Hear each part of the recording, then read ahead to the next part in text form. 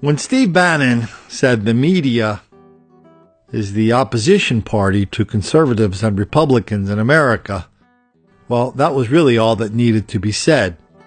Whatever else his good points are or his bad points are, this statement, this observation, this flash of brilliance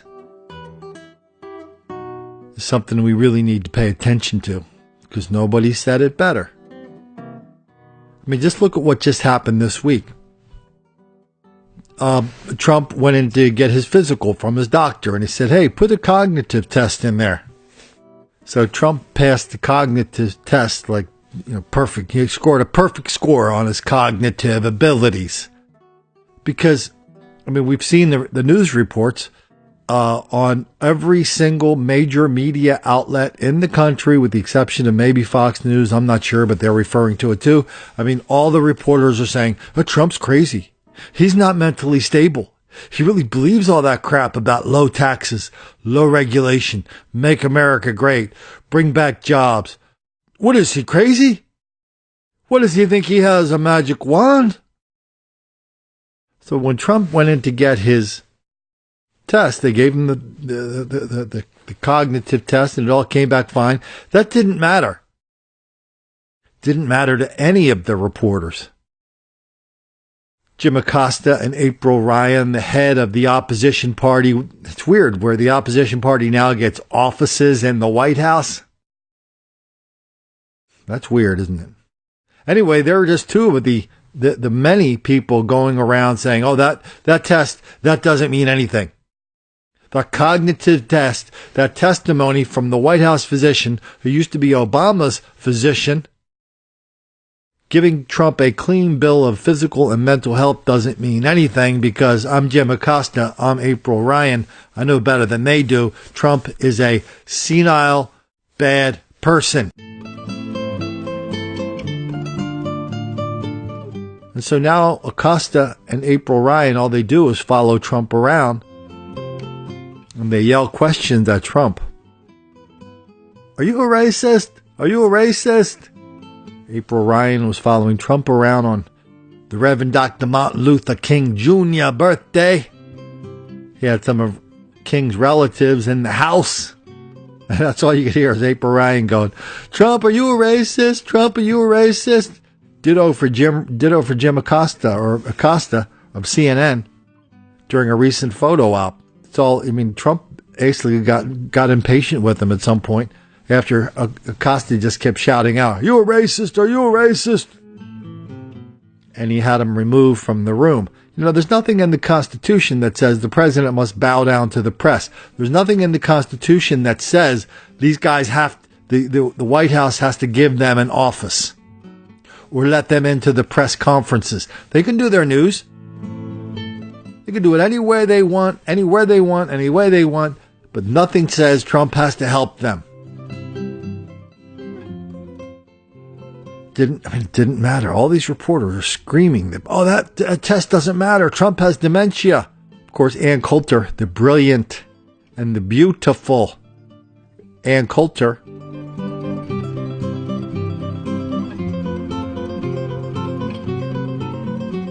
she put out a tweet where she said, here's what the media says.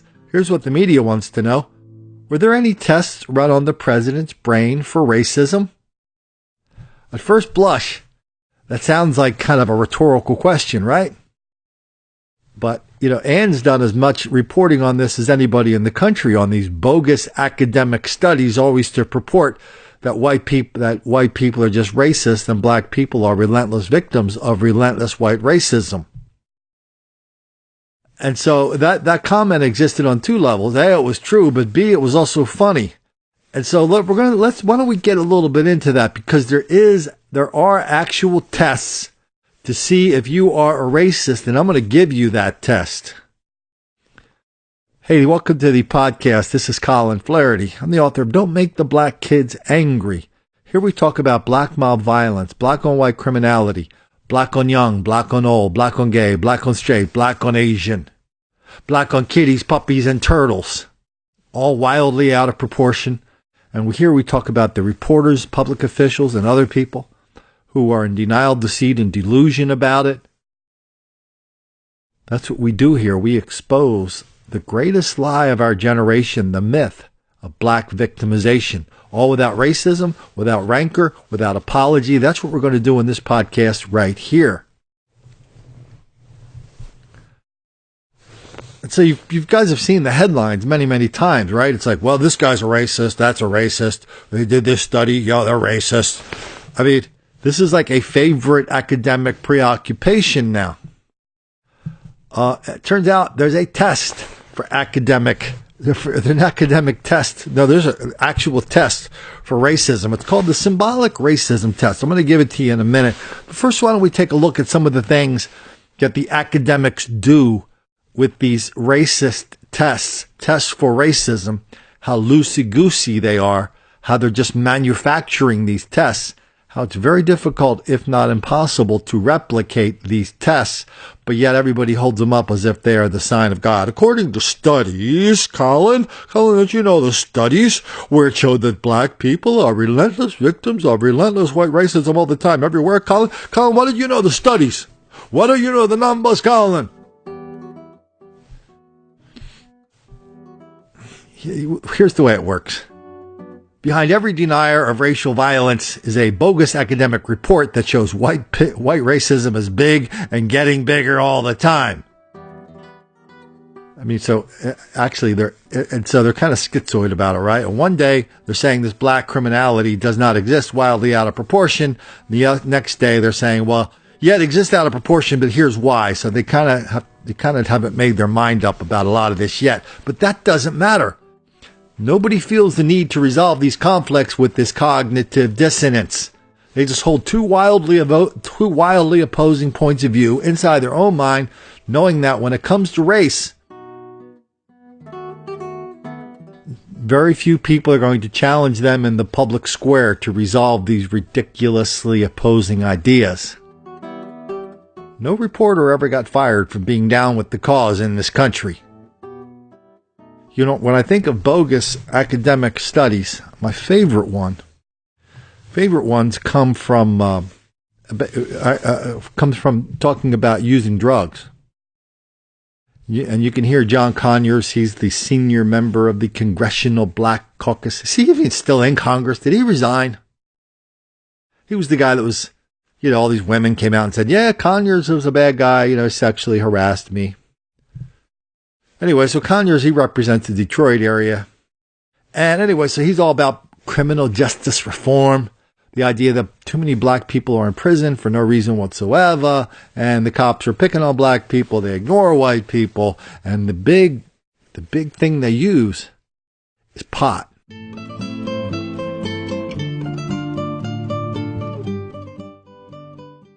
They say white people and black people use the same amount of marijuana, except for a very long time, black people are getting arrested for it and white people are not.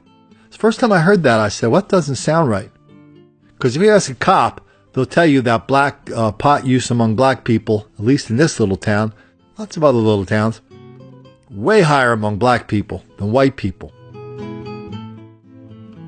And so I thought, well, how do you know? I mean, how do you know who's using pot or any other drug? Well, the way it works is the census, turns out they don't know. They're just guessing. And here's how they guess. The Census Department, every 10 years, they do their census, right? Well, they have something I call a super census. They pick out a subset, 3, 4, 5,000 people, whatever the number is, and they go to your house. A random sample of the population, they go to your house, and they'll ask you questions for an hour. Lots and lots of questions. They really want to get all this information because, statistically speaking, if you get people at random, the random sample is going to be a very good representation of the entire population, correct? That's what statistics are. If you put 1,000 jelly beans in a jar, if you pull out 100 and you count black and white, you're going to know you're going to have a really good idea of how many black and white jelly beans are in the jar by the time you get to the 100th jelly bean. By the way, if you understand what I just said, congratulations. You know more about statistics than many people with degrees in statistics. Anyway, so they go into the home, and they sit down, and they ask you a lot of questions, and they look you in the eye and go, so, do you use marijuana? Oh, they go, no. Some people say yes. Some people say no. But here's what so this is called, that's how they know if you use pot or not. They ask you. It's called self-reporting. Got a huge chapter on this in Don't Make the Black Kids Angry. And so the idea behind self-reporting is, we have to depend on these people to tell the truth. Well, it turns out self-reporting is also the object of lots of studies, and self-reporting is an absolutely unreliable way to figure out what's going on with anybody about anything. I mean, down at Johns Hopkins, they did a study on blood pressure, and they were doing a study, had all these volunteers, they got their blood out, and somebody said, well, let's just do a study on pot too. We've got their blood. We're going to know if they're going to tell us the truth or not. So they went in there and asked people. I said, hey, so blah, blah, blah. So you smoke pot? They go, oh, hell no, man. Hell no. Well, it turns out like 6 times more people smoke pot than admitted to it. Same with cocaine in other studies. And the one big dividing line, and the studies are very explicit about this. One big dividing line, there are 2 indicators of who tells the truth on these tests. One is, are you black? If you are, you're not telling the truth. 2, are you recently out of prison? You're not telling the truth. So to me, again, this is one of those things where I feel a little chagrined to point out the obvious. But if you're going to deal with a person's drug habits or gambling habits, or addictions, you simply cannot rely on the word of the people using the drugs or doing the gambling or any of these other bad things. So if you want to know if somebody's using drugs, you got to take a blood test. You got to take a piss test. You got to take a hair test. You got to take a million other tests that I don't even know about to see for sure what they're doing with drugs. Asking them, that doesn't work, but that doesn't matter. This piece of information that white people, black people use the same amount of drugs, but black people are getting picked on. This is part of the popular culture. Every reporter in America believes that. Just go Google black and white drug use. They'll say, oh, it's the same. It's the same, Colin. We know. How do you know? Well, I know. I saw a study on it. No, nobody goes back and pulls the thread. And then once you see the study, start pulling more threads. Anything based on self-reporting is bogus. And the people that do studies on self-reporting tell you why.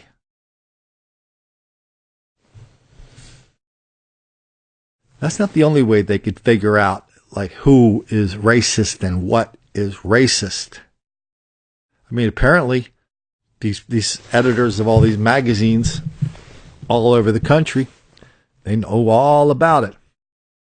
How about this fairy tale from Science Daily? This was picked up by editors all across the country. I mean, if you have a magazine, it might be the worst magazine in the world. As long as it has a cool name, editors are going to pick it up. Science Daily. Here's the headline. Smart enough to know better. Intelligence is not a remedy for racism. This is how another magazine interpreted the exact same story. How smart people hide their racism. Smart people are just as racist as their less intelligent peers. They're just better at concealing their prejudice, according to the University of Michigan. Quote, high-ability whites are less likely to report prejudiced attitudes, bingo, and more likely to say they support racial integration in principle, but they are no more likely than lower-ability whites to support open housing laws and are less likely to support school busing and affirmative action programs. Oh, now it's getting good.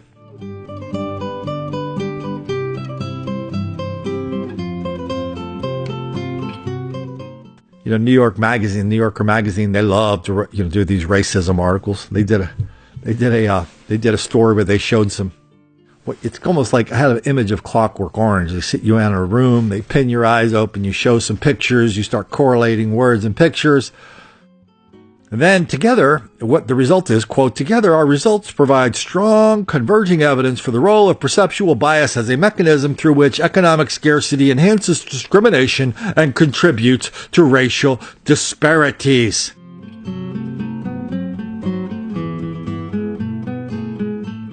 Perceptual bias. Oh, yeah. They're just like, they slip these words in on you. They slip these terms. They slip these concepts in on you as if they're chiseled in granite. When really they're just a little something a little child drew on the sand at the beach with a popsicle stick. The very first wave that comes along washes it away.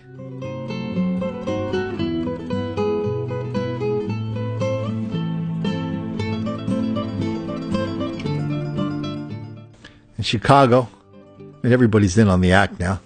In Chicago, one of the railroad workers' unions, they used a University of Chicago report called Density for All, Linking Urban Form to Social Equity. Here comes the money quote.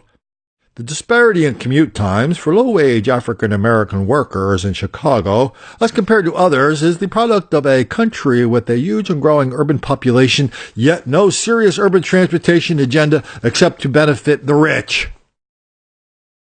Wow. Then, of course, let's head over to the NEA, the National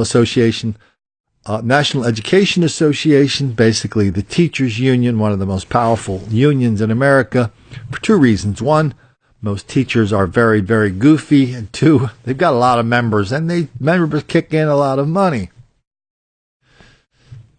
Here's the lead sentence from an article in a recent NEA journal called, "Is Higher Education Propping Up White Privilege?" White privilege still exists in America. Did you doubt it? The latest proof is an extensive study from Georgetown University. Shows that, this blockbuster study shows that black students are underrepresented in the most selective schools and are more likely to go to open access schools. Quote, the report's authors acknowledge that their findings do serve as a justification for race-based admissions in colleges. They gave away the game with that admission. Let's do one more example. Then I'm going to give you the same racism test that a lot of these people get. You may have seen this kind of study one way or another. They'll say, well, these conservatives do this, and that means that's linked to racism. I mean, here's one headline. Study links white racism with opposition to gun control.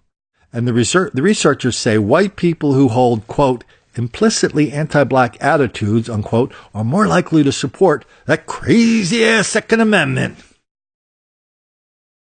But, so that's the question, like, whoa. What are these implicitly anti-black attitudes? Remember, implicit means kind of like, under the radar. Explicit would be like, hey, I believe all black people should be put on a boat, sent back to the North Pole or the South Pole or anywhere in between. I don't really care. Or the Klan is the greatest organization in the history of America. But the implicit ones are, that's the big thing now. I mean, this was like all over the election in 2016. Hillary Clinton and her cronies, Bernie and everybody, all the libs were going around talking about implicit bias, subconscious bias, unconscious bias.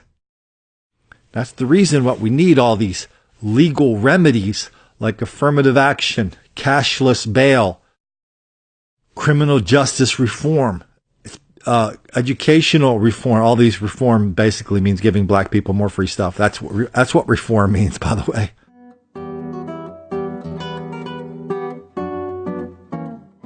See, this was a huge deal in 2016. It hasn't gone away.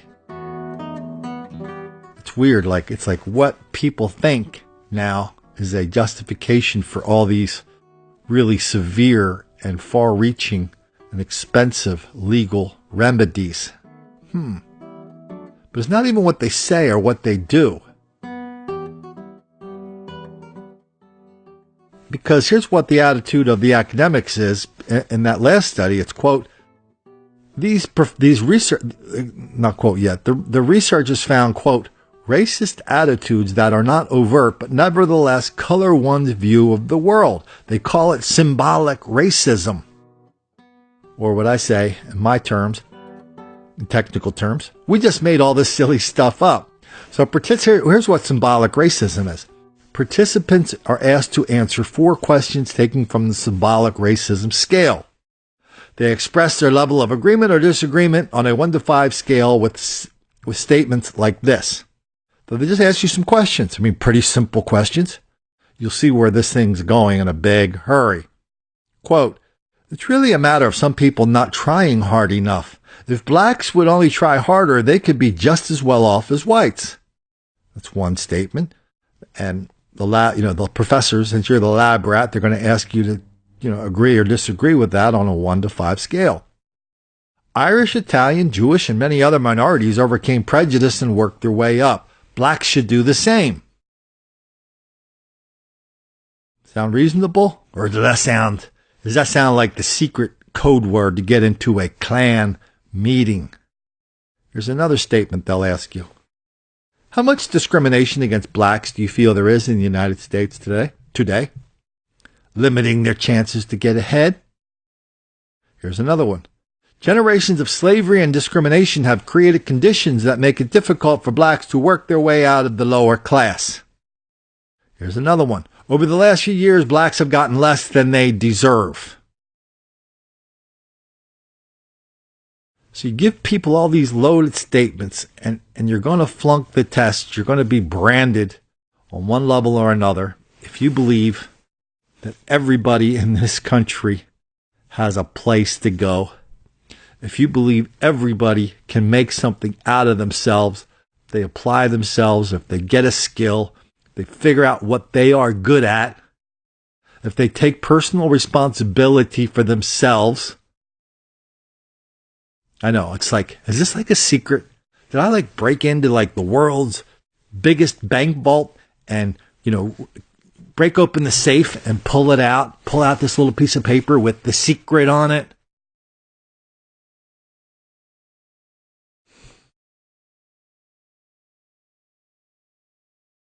No, not at all. This is the biggest the biggest well-known secret in the world. It's a secret that everybody who believes in black victimization rejects. Okay, these 5 things. Okay, if you want to give yourself a chance to make something out of yourself in this country, all you got to do with these 5 things: stay out of jail, graduate from high school, don't have a child out of wedlock, stay off drugs, and get a job. Any job. Start with those 5 things. Do they seem really difficult? Start from there. You'll do fine.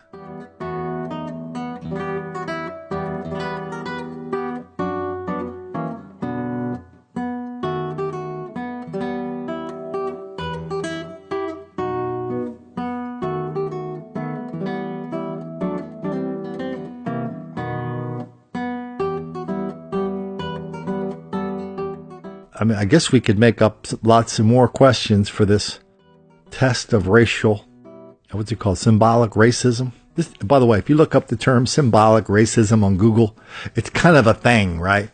It's like, oh yeah, a lot of people know what that is.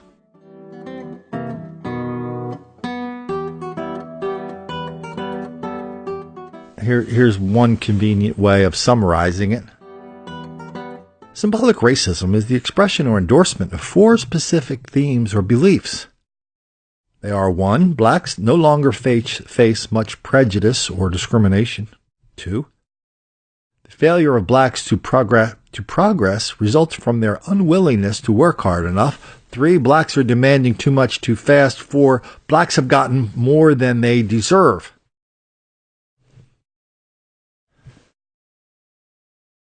These are perfectly legitimate, valid, and items that are easy to prove as true. But if you believe them as true, you get branded with the R brand for racist. I mean, if we're not living in a country where people who work, save, and invest can get ahead, what kind of country? I mean, what kind of country are we living in? Where can you do that better than here? Where? I mean, if you have a job, yeah, people do ask you to show up for the job. If you have a job, yeah, you're not going to get Kwanzaa off, the 7 days of Kwanzaa. No, you're not allowed to do a lot of cocaine or methamphetamine or pot. For some reason, they hurt people's personal productivity. Yes, you are not only expected to graduate from high school, you are expected to learn something in high school. What people learn in high school, the most valuable lessons in high school, they're not even teaching in a lot of black high schools. Is anybody learning personal responsibility? Is anybody learning anything else but institutional racial resentment? Over and over and over, that's what we see in these black high schools. And the kids go out into the workforce and they're all about racial hostility, racial resentment. They come back in a couple of years later and they go, man, it's really tough out there. Nobody likes black people. That's because you spent the last 5 years of your life doing nothing but telling everybody that you suck at your job because of white racism. You know, if you have one of these degrees from a college, if you get into a college because you're black and your SATs are really low, but they let you in under a special program, you know, you can run from that program for a while, but once you're in there, at some point you have two choices. A, flunk out, or B, because you're in over your head, or B, start taking some soft course like African American Studies, where everybody passes with flying grades as long as you're all about white racism. Okay, you can do that in college. You can do that in the workforce if you work for the government. If you work for the post office, if you work for a school, if you work for the federal government, if you work for the Department of Health, Education, and Welfare. But out in the real world, if you're working for a real company, people, most jobs out there, they are going to ask you to contribute something. They are going to ask you to make a difference. A lot more places are measuring what everybody's up to. So just showing up and bitching about white people is not really considered a marketable skill, no matter how often you try to get your coworkers to take the test of symbolic racism. No matter how often you try to convince them they all suck and they're all keeping you down because, you know, they think they're smart and they're trying to shame you because you're not as smart as them. We're going to hear more about that in a minute from the University of Wisconsin at Milwaukee. But that's the test. So that's right. Well, look, we haven't gotten to the test. I gave you the 4 items on the test. What about if we made a test? Right? We could call it the Don't Make the Black Kids Angry Symbolic Racism Test. 1. Do you believe in reality? 2. Do you believe black criminality is wildly out of proportion compared to white criminality? 3. Do you believe black criminality is even more wildly disproportionate than Asian criminality? 4. Why do Asian immigrants who come here without speaking English and don't have any money, all they do is work, save, invest, and do all these other things on that list? Why do they do so well? Why do they do way better than black people? Is there some kind of hidden racism in there?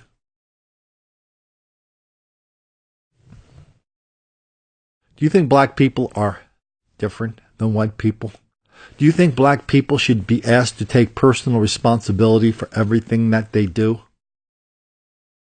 Do you think we should give black people special treatment to get into colleges by giving them more points on their SATs?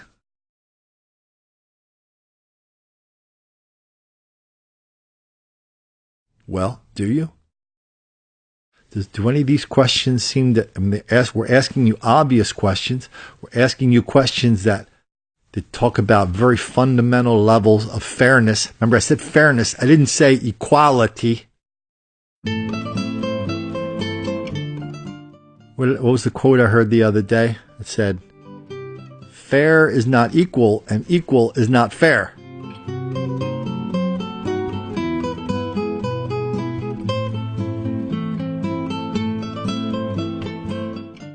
I know a lot of reporters. A lot.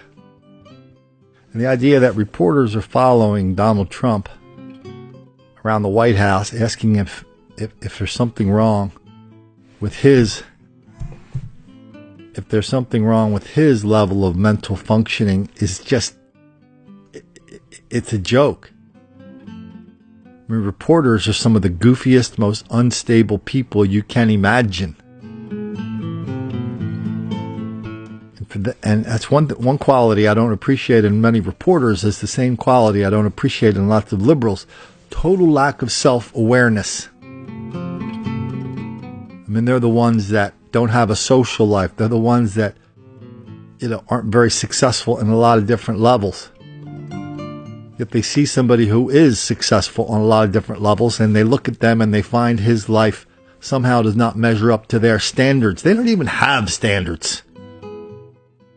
What they have is envy. And so somehow that translates into the fact that Trump's a racist because he doesn't want to let people in this country who have no business being here. Remember, the reporters that want to let unlimited immigration from Haiti are the same people that say, yeah, if you want to go to Harvard, a black person should get a 450-point advantage over an Asian person on the SAT. Yeah, that makes a lot of sense.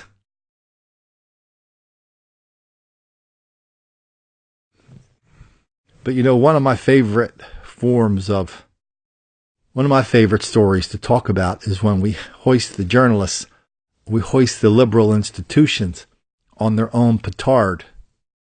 I mean, there's a big story this week out of Milwaukee. It says, University of Wisconsin-Milwaukee has one of the worst black-white achievement gaps in the United States. Here's what the university is doing about it. This is a very, very, very long story, but it looks at people, black people that have been to the university, that have flunked out, come back, got their degree. The first guy that looked at is like he was in there he was a student for 11 years, which I'm pretty sure beats my brother John's record at the University of Delaware. But they kind of give you this sob story. But here's the thing, when you're writing a long story as a reporter, if you keep writing the story, if the story goes on long enough, at some point it becomes impossible not to let a little bit of truth escape. I remember when I was in San Diego, my buddy was a bullfighter.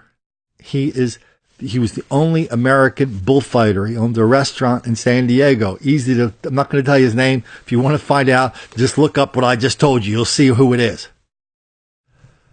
So he was going to be doing his last bullfight, a charity bullfight at a private ring in Mexico. I forget the name. It's about 75 miles east of San Diego and over across the border. So I said to the editor of San Diego Magazine, hey, our mutual buddy, he's going to be doing his last bullfight. Hey, why don't I go down there and see what's up? So I had written stuff about this guy before. We were big friends. My articles still hang inside of his restaurant in downtown San Diego. Yay! Right next to a big picture of Yo-Yo Ma. Yay! Anyway, be surprised how few people care about that, including me anymore. And so I went out there, big piece of property. It was a private ranch, private bull ring. It's weird. I don't know what this ranch was really used for. All I know is that we had to go through 5 guarded checkpoints. When we were in Mexico, complete with dudes with guns, glaring looks, the whole thing. So there's probably 500-600 people there. I think it was a charity event. Anyway, so we get out there, and I don't know what I thought bullfighting was. I'd never been to one before. I thought somehow it was going to have some kind of Ernest Hemingway, Death in the Afternoon, really cool thing about it. No, I was totally 100% wrong. It's just a bunch of people torturing bulls, just a bunch of Mexicans sitting in the stands drinking beer and having fun watching bulls get tortured. Yeah, that's what it was. It wasn't anything cool, nothing elegant, nothing cultural, nothing ancient about it. That's what it was. So I'd been planning on doing this big story with lots of photographs for San Diego Magazine and go back to the editor. And I said, listen, I can do 300 words on this story, what just happened out there. And I can say our buddy is, brave and brave beyond reason. And he's a really cool guy with a great place. And this is unusual that he's an American matador, blah, blah, blah. I said, I can do that for 300 words. But at word 301, I'm calling bullshit on the whole enterprise. So I'm just going to do 300 words. Well, the author of this article, they went way over 300 words. And so if you read it carefully, you'll see the truth kind of slips out. So they're talking about this black and white achievement gaps. And in universities, this is what you learn at the University of Wisconsin, especially Madison, which is one of the biggest, most liberal, intensely liberal places in the country. What you learn is, if there's any difference between black people and white people in schools or jobs or anywhere else, there's only one reason only for that. That is white racism. Black people in their own personal responsibility, personal behavior don't have anything to do with it. But that's what's interesting. That's what's interesting about this story is that, wow, this paper is actually suggesting that this guy had something to do with the fact that he spent 11 years trying to get an undergraduate degree in some kind of social media / journalism. Well, we found out that he got tripped up by college math. He didn't ask for help. He didn't have an advisor or a mentor. Complications. And of course, he needed money. And, he was, of course, later on in the article, he goes, yeah, well, as a freshman, I probably partied it up too much. At the University of Wisconsin, Milwaukee, only 21% of the black people who enroll graduate in 6 years. That number is 45% for white people. That's about one of the worst in the country. And this is Milwaukee. So the University of Wisconsin, Milwaukee's the chocolate city now. And this college is basically run as a safe sanctuary for black people to give them some skills to get out there and get a job, because everybody knows the only reason that black people do not have these high-paying jobs is because universities have been keeping them down. So the University of Wisconsin-Milwaukee, they removed all those obstacles. I mean, if you graduated from high school, you're getting in. I mean, they basically let anybody in that college, especially if you are black and from Milwaukee. Then all the Poindexters out there are surprised when 6 years later, when it turns out you've lowered the admission standards to ridiculously low levels. Well, only 1 out of 5 people are graduating in 6 years. Students' reasons for not finishing or graduating are myriad. They may not do well in courses required to get into their majors. They may not build a relationship with their advisors. Others are forced to drop out because of family issues or financial problems. Man, everybody's got issues. I've got issues. Everybody's got issues. You either go to college or you don't. If your issues get in the way, don't blame us. They're your issues. Deal with them. Get your butt to class. Learn. I don't care if you have to go study under the streetlight at 2 a.m. If that's what life is telling you to do, get out there and do it. And don't come back to me telling me that the University of Wisconsin-Milwaukee is a bad place. That's what the people who work there say.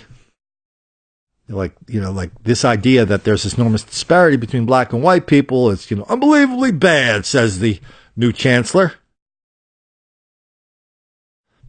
Lots of black students have trouble with math, says this article. So they did this, they did that. And they created all these math courses that the fellas can pass.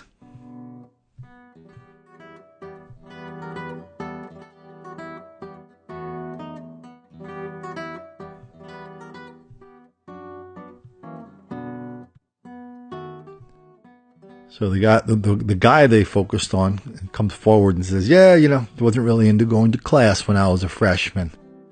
So the writer is all down with the fact that because there's disparity, there's racism, but when, somehow it slipped out that, I can't figure out why I didn't really do better in school. Do you suppose not going to class had anything to do with it?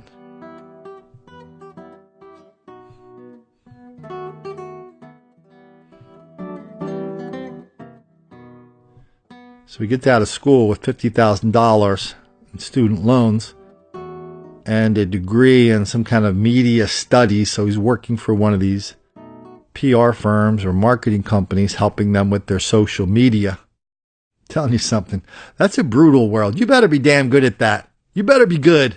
Because if you're not, everybody's going to know everything. Boy, the online marketing, the online advertising, everybody knows what's working and what is not. So if you're doing something, if your genius thing is, oh yeah, let's do this, let's do that. No, everybody is going to know exactly what you did that worked or not.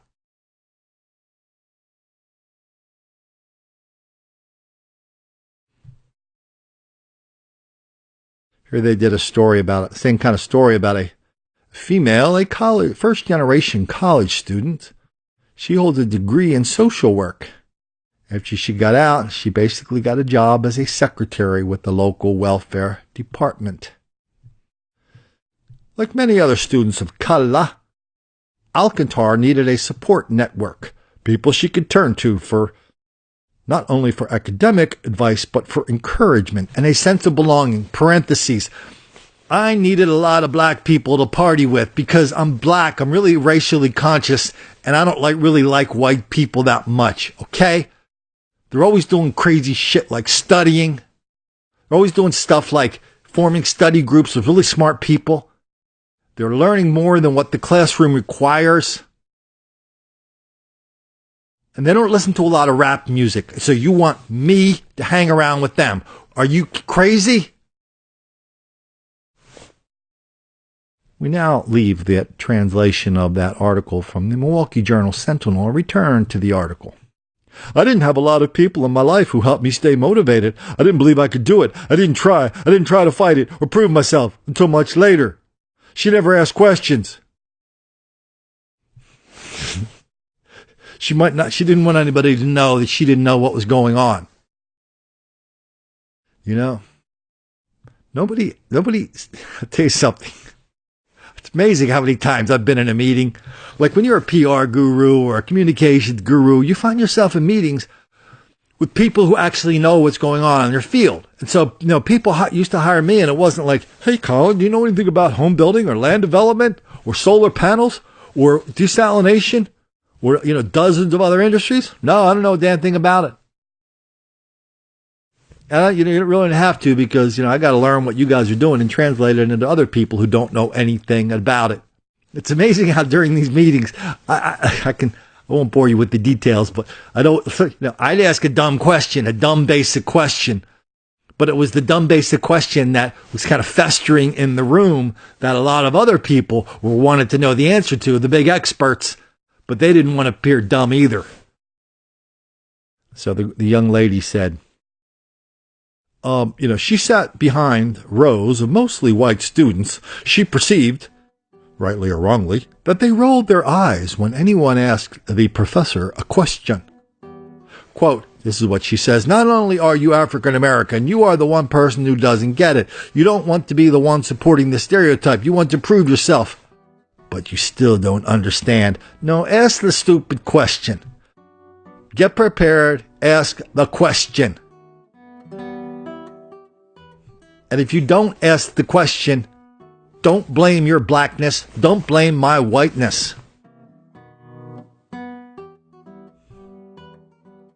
She works as an administrative specialist for the Waukesha County Child Support Services. I'm a secretary. Look, nothing wrong with being a secretary. You just went 4 years to college to learn all this stuff that you don't use on your job. Capiche? When you work for the government, everybody's into that little piece of paper. And that's what I think these stories of these two kids are we just learned about. It's all about the piece of paper. Get the paper, get on the ladder, and get a job with the government. You're going to go up the ladder, however limited, that's what's going to happen to you. Even if you're studying something you're not really good at, even if you're studying something you're not really into that much. So you get one of those jobs, you went to a college you're not really into, get a job you're not really into, 5 years into it, you got it all figured out. Man, these white people really suck making me do this job I'm not really into. Because they don't like black people.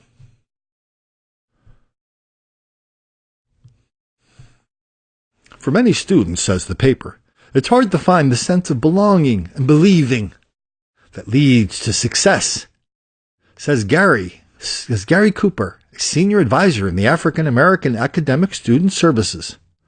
Okay, here's the money graph. Are you ready?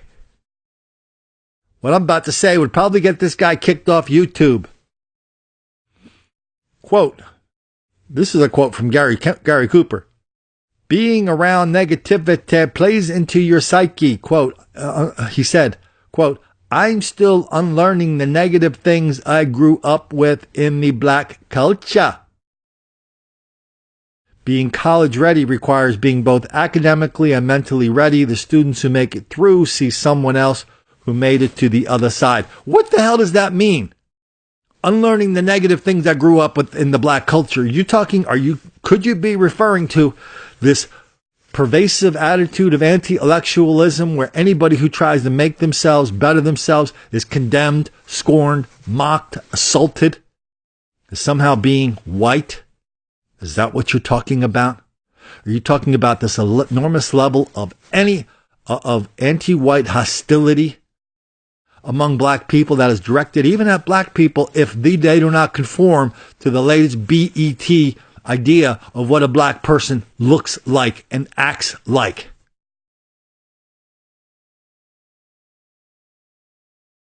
In the journalism racket, that's what we call burying the lead. Letting the lead, writing a really long story and putting the lead way down at the end. That's the most interesting thing in the article. What is he talking about? I mean, what he just said is not something anybody would ever say in a classroom at the University of Wisconsin in Milwaukee. Because there is no such thing as a negative thing in the black culture. No, there's only white racism. That's what's keeping you down.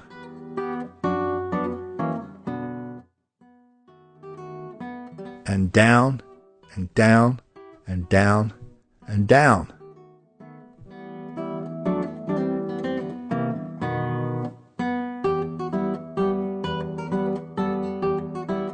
So let's get back to our tests there for a minute. Every single person taking that test at the University of Wisconsin-Milwaukee would probably pass it with flying colors, yet they still have unbelievably dismal record of performance when it comes time to getting black people a decent education. What are we to conclude from that? Are we to conclude that people that answer those questions, that take the symbolic racism test, that talk about relentless black victimization, are we to conclude that those same people are actually doing a lot more damage than good on an epic level? Oh, hell yeah. I don't believe black people are responsible for their own behavior. I believe it's white people keeping them down. Those white people that are expecting black people to act like Italians, Poles, Jews, everybody else came over here. That's not reasonable because we know black people are not responsible for their own behavior. We cannot have that. Those people are in charge of the institutions where black people are doing the worst.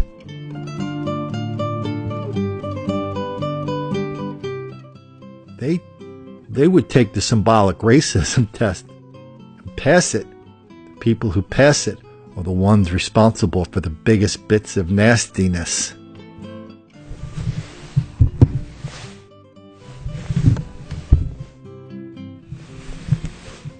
That was all about Milwaukee. The University of Wisconsin does not get more liberal than that. It's even more liberal than Berkeley.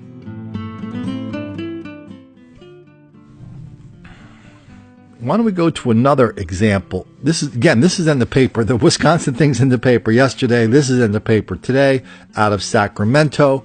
Another liberal capital. Good Lord, this is the capital of the Republic of California. This is where up is down, black is white, left is right, right is left. Circles are squares, squares are circles. You get my drift. This is Sacramento. This is where the mayor says we're not going to arrest our way out of this mess. We are not going to criminalize homelessness. And that's why when you walk the streets of Sacramento, under every single bridge, you see dozens and dozens of homeless people in Sacramento. That comes direct from some of our Sacramento viewers. But the same problems that they have at the University of Wisconsin, Milwaukee, the same kind of people have the same kind of problems in Sacramento. Let's give that a listen. We have the best employees working at our city to achieve our goals, and I don't think we're doing that now. The city of Sacramento is taking a hard look at its hiring practices. We have a lot of work to do. I'm not happy with the results of that audit. Realizing it's falling short to employ minorities and women, as well as paying them fairly. I don't believe there's a single soul in the city of Sacramento doing this intentionally, but there is clearly some implicit bias. Female city employees make less than the average salary, with men making $20,000 more than women, while Sacramento's fire and police departments are struggling in diversity. The city auditor reporting the percentage of white employees in the department is more than twice that of the city population. Sacramento City Fire is starting a new outreach program to close that gap. Reaching out to lower income people who would not otherwise have an opportunity to go to these types of classes, get their EMT license, get some fire science classes, and then go into the fire academy. While Police Chief Daniel Hahn believes the root of the problem stems from getting cadets to graduate. The last academy that just graduated, 7 people got kicked out of the academy. 100% were either ethnically or gender diverse. They basically treat every single academy recruit the same and as if they learn at the same rate, and I just don't believe that's the case. So that ends up kicking some of our diversity out of the academies. The city taking a hard look at problems today for solutions tomorrow. If we're not doing a good job of recruiting a diverse population, we may be missing out on some of the best employees. They may be going elsewhere. Love that story. Loved it.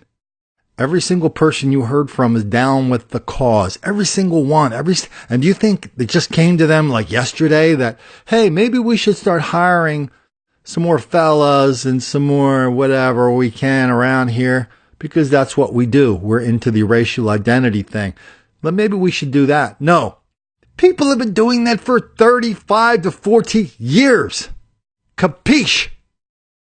That's what they've been practicing in Sacramento. It's their religion.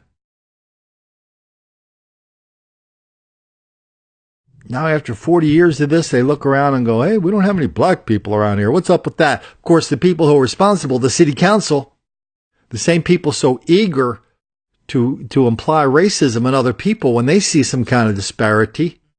Oh, no. They're like, oh, no, we didn't do nothing. That one girl goes, that one woman on the city council that we heard, she goes, well, I don't believe anybody in this organization is racist. It's really implicit bias. You know what? If that's not the scariest expression you've ever heard in your life, right after depolicing, it better be. I mean, this is full-on George Orwell thought control, mind reading. We're going to read your mind and, take legal measures against you because of the mind reading we just did. Even though we can't really read minds.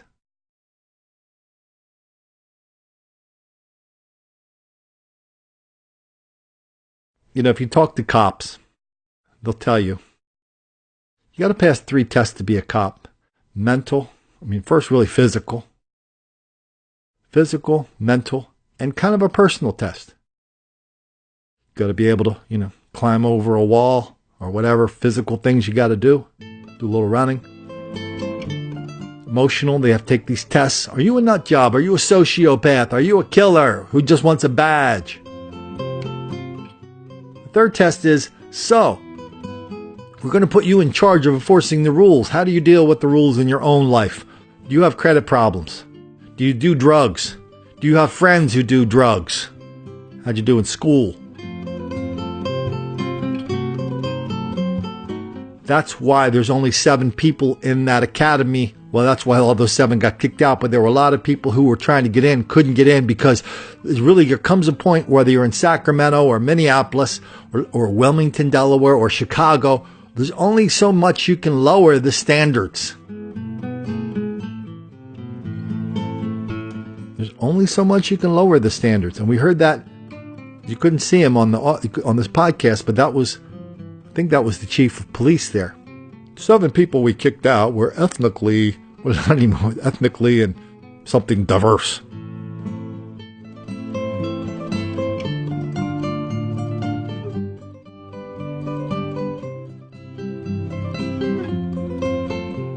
Every single person we just heard in that story, every single one would pass that test with flying colors, the symbolic racism test. We get guys going, well, because they're poor, they haven't had the opportunity to take these classes. No, community colleges in California are mostly free. And what's not free, you can pay with student loans or Pell Grants. And so, if you're going to sit here and tell me that there are no opportunities for people of color, I'm going to say, oh yeah, there's a ton of opportunities. People of color do not want to take advantage of them for reasons of their own. Well, white people are keeping them down. No, they're trying to blame white people for their own shortcomings. Guess what? I've got enough crap to blame myself for. I'm not going to let anybody blame me for their crap. Okay? Capiche? I mean, I think a lot of people are like that. It's like, okay, something bad, looking at my own life. I'm not a perfect person. I became reconciled to that a long time ago. I'll take full responsibility for everything in my life. No, don't ask me to take your stuff into my life. I'm not going to do that. By the way, people who do that, that's a mental illness. If you take responsibility for stuff that's not your fault and you bring it into your life and you make it your problem when it's not your problem, that means you are mentally ill. I just described in detail what a codependent is. A person who helps an alcoholic maintain their alcoholic lifestyle. Somebody knocks on the door or calls on the phone. Hey, where's Joey? He didn't come to work today. Oh, Joey's got the flu. Joey sprained his ankle. Joey's grandmother died 4th time this year. Joey, our son is sick. That's codependent. Now we get all these people we just saw talking about why there are not enough black people working for the city of Sacramento, and somehow it's the fault of implicit bias because there aren't enough opportunities for black people for some mysterious reason. There's no mystery. Anybody can go to those community colleges out there anytime they want, learn any damn thing they want, including EMT, including police work. That's a fact. Yeah, good old Colin lived in California for 35 years. I know what kind of people go to Sacramento. I know what kind of people work for the California state government. Sacramento is a company town. And if you are not down with the cause, if the cause is not your religion, you are not going to be working in that town. Okay? That's the way it works in Sacramento.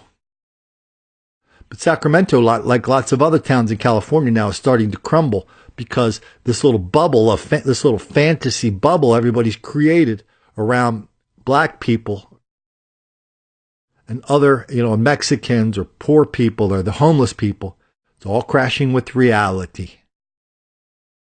You can ignore the reality, but you cannot ignore the consequences of ignoring the reality, says Ayn Rand. That's what they're trying to do in Sacramento. That's what they're trying to convince us they're not doing in Sacramento with this story. Story where everybody passed the test. Oh yes, I'm a good person. I believe that somehow white racism has prevented black people from working as hard as Asian people. It has stopped black people from studying in school and learning something.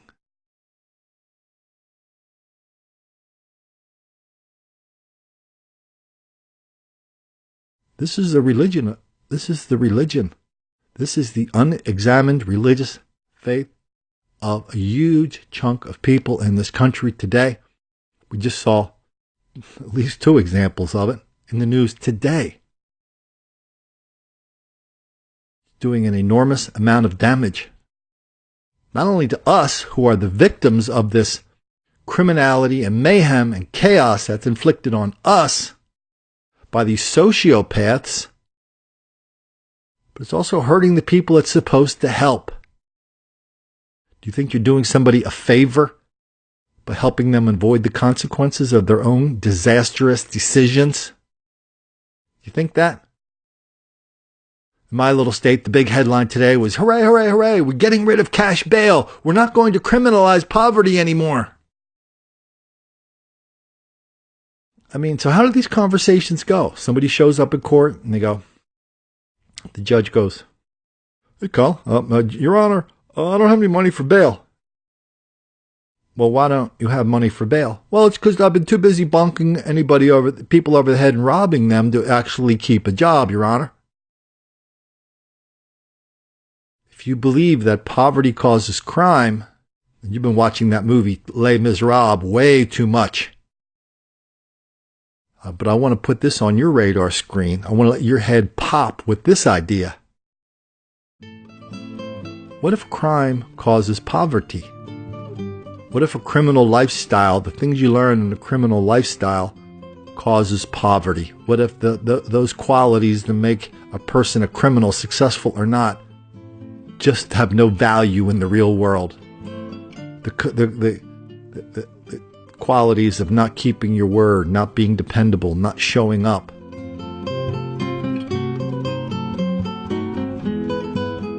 Because that's what's happening. And I don't need to take any stupid made-up test by these psychologists who are sicker than everybody they're dealing with every day. Top of that list are those reporters who go around chasing Trump around the White House going, shrieking, "Are you racist? Are you racist?" Joe Scarborough, Mika, "You're a liar." No, he's not. He's a racist. So that's the only thing they disagree on Scarborough, whether Trump is a bigger liar or a bigger racist. And they talk about that nonstop on MSNBC, CNN, PBS, all over the damn place. They're quite happy with themselves, even though they don't have ratings, as Sarah Huckabee pointed out the other day. They don't really care because ratings aren't really the point. The big point is not making the black kids angry.